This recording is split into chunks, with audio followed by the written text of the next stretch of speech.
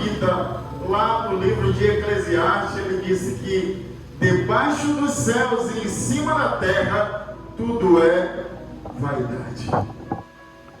Ou seja, não adianta você ter riquezas e você não ter paz. Não adianta você ter fama e você não ter liberdade.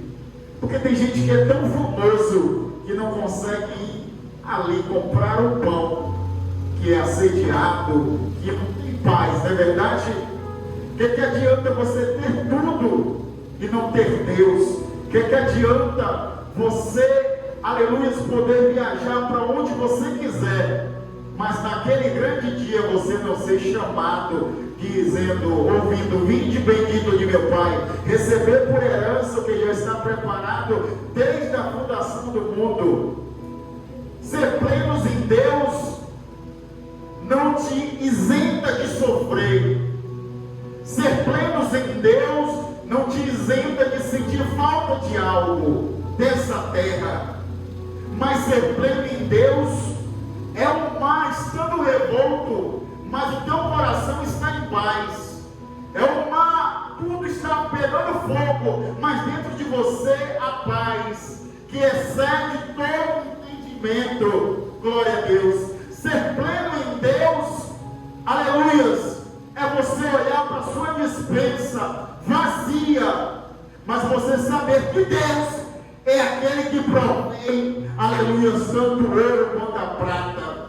Porque lá no livro de Ageu ele diz para o povo, olha, meu é a prata e meu é o ouro, o recurso está na mão de Deus, está na mão do Todo-Poderoso. Lá naquele tempo de Ageu, o povo, aleluia, que saiu do cativeiro, eles estavam preocupados em encher as suas despensas, em cuidar das suas casas, dos seus afazeres, e deixou de lado o templo do Senhor. Enquanto as suas casas estavam lindas, bonitas, enquanto as suas despensas estavam cheias, a casa de Deus estava em ruínas. Enquanto eles estavam cheios de mantimento, mas estavam vazios de Deus. Que adianta termos tudo que a terra, que o mundo pode oferecer e não ter Deus na vida, e não ter a presença do Espírito Santo? É por isso que no apóstolo São Paulo ele diz, olha, eu sei ter as coisas como também sei viver sem tê-las. Ele sabia viver, ter abundância, também passar por momentos de escassez. Mas vivemos hoje em uma crise emocional tão grande, que quando falta algo, abate o desespero. Quando lhe falta um mantimento, já começa logo a preocupação, a inquietação, e aí vem a murmuração. Por quê? Porque você não está vivendo a plenitude de Deus. Paulo, ele aprendeu a viver a plenitude de Deus. Porque o apóstolo São Paulo, olhando nas suas cartas, eu vejo um homem que experimentou, aleluias, as prisões. E muitas das cartas que ele escreve, ele estava preso. Mas observe que um homem encarcerado liberava palavras de libertação para muita gente. Porque ele estava pleno em Deus. Porque quem é pleno em Deus não se desespera quando o problema bate na porta. Porque quem é pleno em Deus, aleluia, como diz aí, não joga a toalha, não chuta o pau da barraca. Pelo contrário, ele permanece de pé, crendo que Deus, ao seu tempo, vai o exaltar. Glória a Deus, aleluia. Eu vejo Daniel, aleluia, lá na Babilônia. E o rei ofereceu um manjar para Daniel. Mas Daniel não estava preso no que a Babilônia tinha para oferecer. Ele preferiu ficar com os legumes, ele preferiu não se contaminar. Por quê? Porque Daniel, ele já bebia da plenitude de Deus. Nada que a Babilônia tem para me oferecer, aleluia, pode preencher encher aquilo que já está cheio de Deus. Glória. Um corpo que está transbordando, não dá para colocar mais nada, mas às vezes queremos Deus e mais alguma coisa. É sempre assim.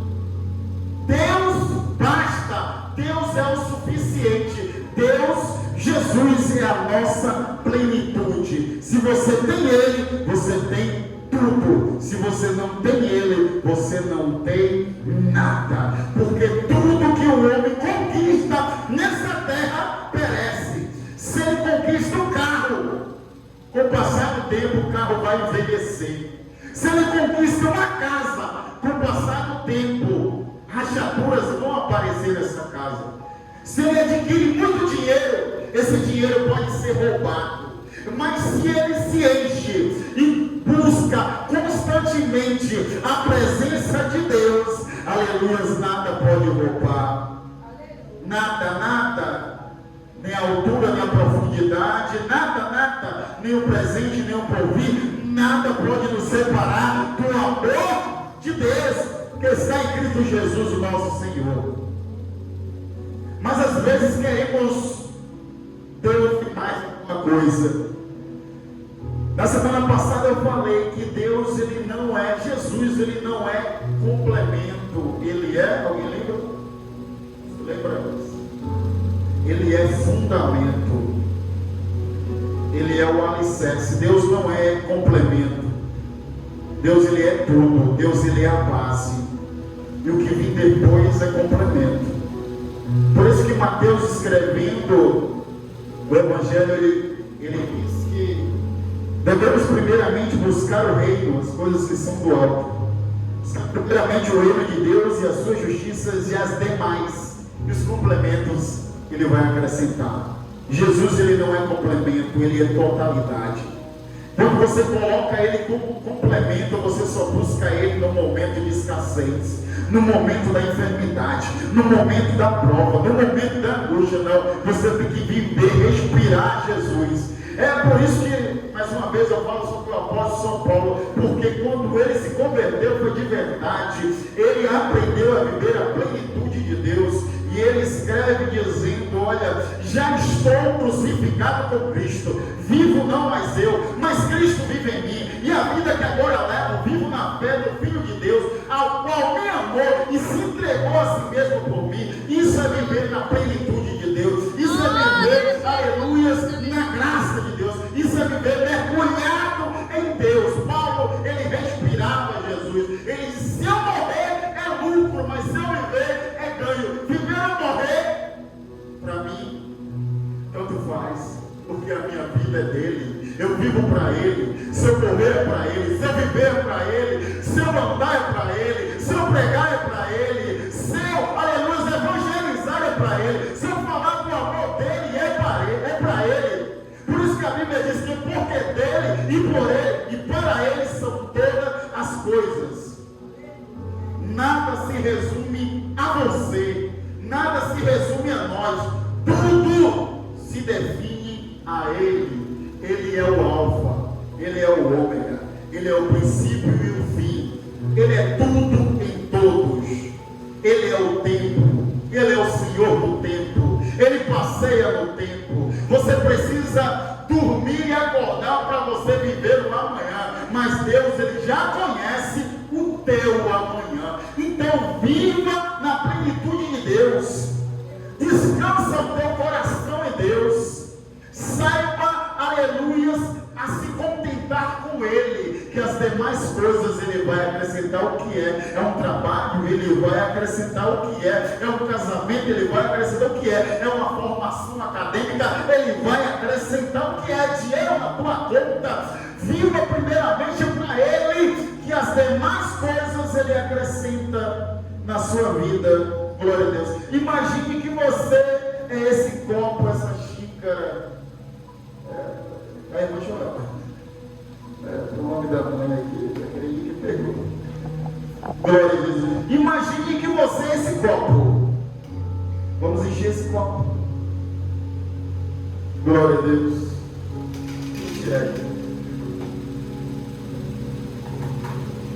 Você é esse copo. Vamos encher ele.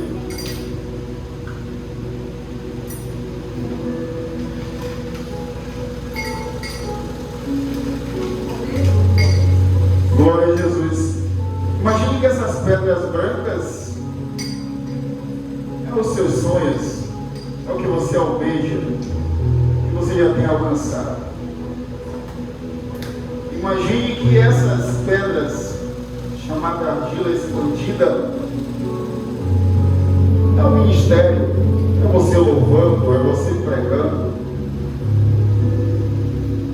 Imagine que esse arroz é a sua despensa cheia, irmã Silvia.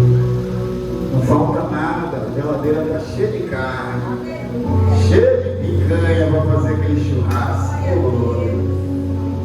E você está cheio, né? Os meus sonhos se realizaram, a minha família está bem, meus filhos estão bem,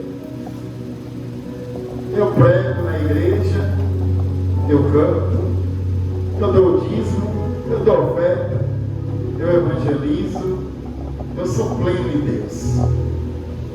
Mas do nada te bate uma tristeza, um vazio. Será que cabe alguma coisa aqui? Está cheio, tá?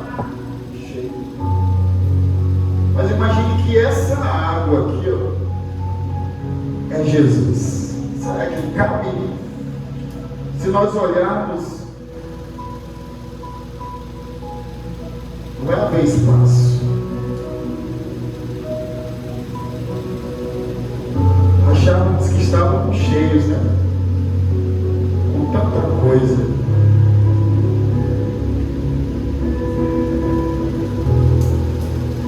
Mas agora eu digo para você que está cheio. Sabe por quê? Porque não existe mais nenhum espaço vazio. Jesus, simplesmente Jesus, consegue preencher todo o espaço desse copo. Mas o seu trabalho não preenche o copo, que é você. A sua família não preenche esse copo. A sua despensa cheia não preenche esse copo. Mas Jesus, Ele é suficiente para preencher todo esse copo, a ponto de fazer ele transbordar e não sobrar mais nenhum espaço. Então Jesus, Ele é suficiente na minha e na sua vida. Quando colocarmos Ele em prioridade, quando vivermos o amor dEle em nossas vidas, quando, aleluia, Ele for maior que os nossos sonhos, maior que os nossos projetos, Ele será plenitude na nossa vida. Mas quando Ele for complemento, quando você colocar trabalho, família, sonhos à frente de Jesus, Ele vai ser só complemento. E Jesus, Ele não quer ser complemento. Hoje, falo de modo geral, precisamos viver a totalidade de Jesus. Precisamos viver Ele por completo. Precisamos transbordar Jesus. Mas eu faço uma auto-reflexão dentro de mim mesmo. Será que eu estou vivendo a totalidade de Jesus, a plenitude dele? Será que é só isso? Basta? Eu acho que não. Eu acho que eu preciso fazer mais. E tudo que eu fazer ainda é pouco para o que Ele fez por mim, entregando o seu único filho para morrer por mim, sendo nós ainda pecadores. Jesus, Ele é a plenitude de Deus. Ele enviou não um anjo, Ele não enviou o arcanjo, Ele não enviou eu e você, Ele enviou o seu próprio filho, Ele enviou uma parte dele, Ele enviou, aleluia, a sua plenitude para nos alcançar. E queremos dar a metade para Ele, e queremos viver no raso, e queremos, aleluia, achar que vir cultuar, louvar, pregar, falar do amor dele é suficiente. Não, temos que fazer sempre mais. Ser cheio de Deus não é rodar, não é pular isso é bom, isso é legal, mas ser cheio da plenitude de Deus é saber que pode me faltar o trabalho, pode me faltar a família, pode me faltar os meus sonhos, mas não me faltará a presença de Deus na minha vida. Glória a Deus. O salmista Davi, ele disse que o Senhor é o meu pastor e nada me faltará. Assim diz o versículo, mas na verdade o Senhor é o meu pastor e dele eu não tenho falta. Por quê? Porque já te faltou o sono, já te faltou dinheiro, já te faltou saúde, já te faltou alegria, já a ponto de você chorar. Mas o que nunca pode faltar na minha e na tua vida é a presença de Deus. E Ele mesmo disse: estarei convosco todos os dias até a consumação do século. Então viva na plenitude de Deus, viva a totalidade de Deus na sua vida. Glória a Jesus. Não viva no raso, não viva, aleluias, no meio copo, não. Viva no copo cheio. Viva a totalidade da promessa. Deus, Ele tem coisas maiores para fazer. Mas para isso acontecer, eu preciso buscar Ele constantemente.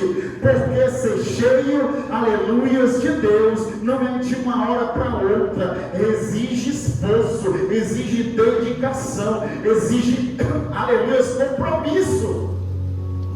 Então, viva a plenitude de Deus. E viver a plenitude de Deus, você vai chorar, vai te faltar algo, mas o que nunca vai faltar é Jesus na sua vida.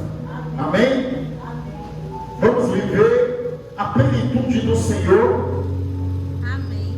É ver faltando tudo, mas dentro de você tem paz, porque Deus, Ele está na sua vida.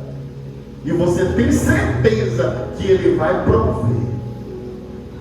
Como Ele proveu agora a água aqui, para saciar a minha sede. Jesus, Ele é a água que nos faz gerar vida. E dentro de nós correr o rio de águas vivas. Aquela mulher lá no tanque, ela teve 5 maridos, e nenhum deles era dela. E ela trocava de marido como trocava de camisa. Mas quando ela teve um encontro com Jesus, e Jesus ofereceu algo melhor que marido, algo melhor que tudo que essa terra pode oferecer, a vida dela nunca mais foi a mesma. Aquela mulher que vivia envergonhada, indo buscar água meio-dia, para não encontrar com ninguém, ela trouxe toda a cidade para ouvir Jesus falar. Por quê? Porque quem vive na plenitude de Deus atrai a multidão até Jesus. Os discípulos precisavam viver na plenitude, elas. 12 foi para a cidade, só trouxe pão. Uma mulher que se converteu naquele momento foi para a cidade e trouxe toda a cidade para ouvir Jesus falar. Eles precisavam viver na plenitude. Nós precisamos viver na plenitude, porque quando andamos na plenitude de Deus, você não vai sofrer de ansiedade. A depressão, ela não vai te alcançar.